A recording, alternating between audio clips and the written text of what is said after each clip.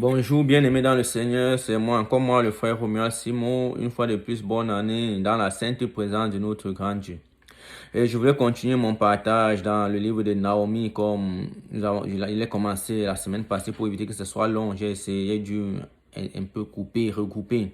Et comme je l'ai dit la première fois, comme je le disais dans la première partie, dans la difficulté, la première des choses n'est pas de fuir, mais c'est de chercher la face de Dieu, chercher quel est le plan de Dieu derrière cette situation-là. Deuxièmement, on a parlé de la fidélité que Naomi pouvait avoir que Ruth a eu envers Naomi. Et non seulement avec Naomi, mais avec son peuple, mais avec son Dieu. Allons lire dans le livre de Ruth 1, verset 15. La Bible dit,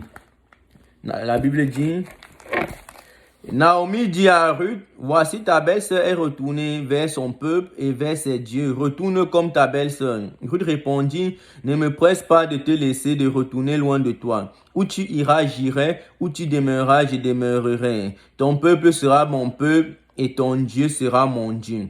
Où tu mourras, je mourrai et j'y serai enterré. Que l'Éternel me traite dans toute sa rigueur si autre chose que la mort vienne à me séparer de toi.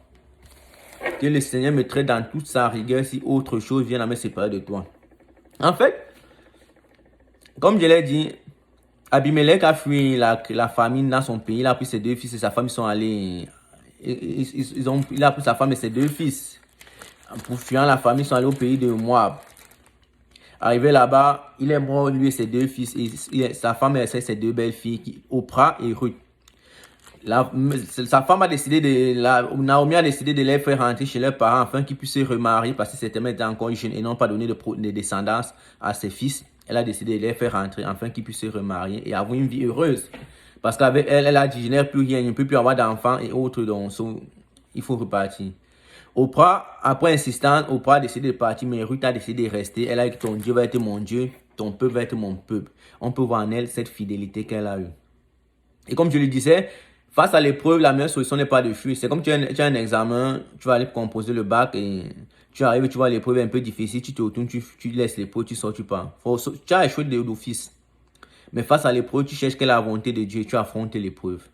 Parce que c'est au sortir de cette épreuve-là qu'il y a une grande bénédiction qui est accordée. Et on voit à quel point Naomi pouvait être fidèle. Elle dit que ton peuple va être mon peuple. Ton Dieu va être mon Dieu. Où tu iras, j'irai.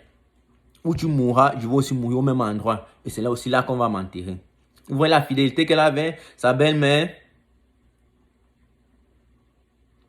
Vous voyez l'importance de la fidélité.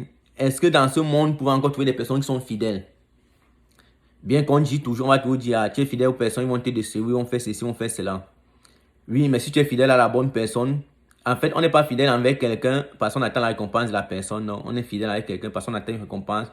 Si je peux dire ainsi, permettez-moi l'expression, la récompense de Dieu.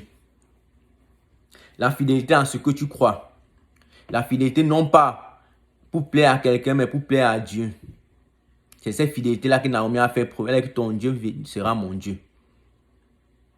Et quand on lit la suite de l'histoire, elle a été bénie. C'est elle qui fait qu'elle est l'une des descendants de David. C'est qu'elle est la postérité de Jésus. Si vous allez lire dans le livre de Matthieu, Matthieu 1er chapitre, vous vous rendez compte que c'est d'elle que vient la postérité de Jésus. Parce qu'elle est la grand-mère de David. Et David, qui est soit l'un des grands-pères, après je crois 14 générations, où vient Joseph, qui est le père de Jésus, entre guillemets. C'est d'elle que vient la postérité de Jésus. Parce qu'il venait de Bethléem, de Juda. Et on sait que Jésus vient de la tribu de Juda. Donc c'est cette postérité. Donc Naomi, parce qu'elle était fidèle à sa belle-mère. Elle était fidèle à sa belle-mère. Elle était fidèle à Dieu. Elle a hérité.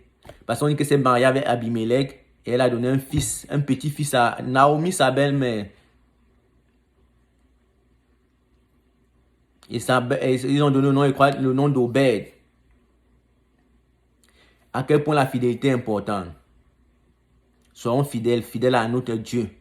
Soyons reconnaissants et soyons fidèles au Dieu Tout-Puissant. Soyons fidèles à ce Dieu-là qui nous a sortis de notre vaine manière de vivre d'autrefois et qui a donné sa vie pour nous racheter. Soyons fidèles à ce Dieu-là.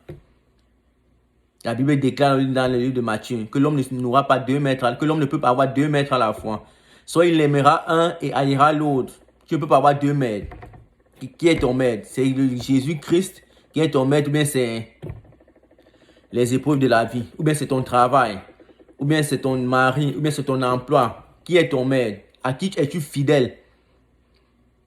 Ceux qui vivent en Europe connaissent, on ne manque pas le travail. Qu'il pleuve, qu'il neige, tu dois être au travail, tu dois être présent. Mais s'il y a une petite pluie comme ça, mais une petite pluie là, on ne part pas à l'église ce jour-là. S'il y a un petit problème comme ça, n'aime pas là, ceci, on ne part pas à l'église. Il fait un peu trop chaud, on ne part pas. Mais quand c'est pour aller au travail, on ne manque jamais. Qu'il fait froid, qu'il fait chaud, tu pars seulement. On est fidèle à ça, parce qu'on sait qu'il y a une récompense. Tu ne viens pas, ça te crée des problèmes. À cette même fidélité, on doit aussi être avec Christ, mais plus que ça. Bien aimés, soyons des personnes fidèles à notre Dieu.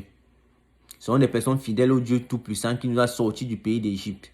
Au Dieu puissant qui nous a rachetés de notre manière de vivre. Soyons fidèles à lui afin que sa grâce et sa miséricorde nous accompagnent. Maintenant, partout, on peut parler, on parle de Ruth. Ruth est devenue un nom populaire. Ruth est devenue un livre de choix dans la Bible. Pourquoi? Parce qu'elle était fidèle. On était deux. Il y avait Ruth, il y avait Oprah. Mais on n'a pas eu d'Oprah. Une fois qu'on a énuméré son nom comme fils, après c'est fini. Mais Ruth, tout un livre a été écrit à son honneur. Partout on prêche la bonne nouvelle, on parle de Ruth, on parle de sa fidélité envers sa belle-mère Naomi. Même Abimelech et autres qui étaient les personnes qui ont fait venir en l'histoire en existence, on ne parle pas de moi, on insiste sur Ruth pour sa fidélité envers sa belle-mère et envers Dieu. Bien-aimés, soyons fidèles, afin que la récompense du Christ soit notre partage dans le nom de Jésus-Christ. Soyez bénis dans le nom de notre Jésus-Christ. Pense à ta vie, pense à l'éternité. Amen.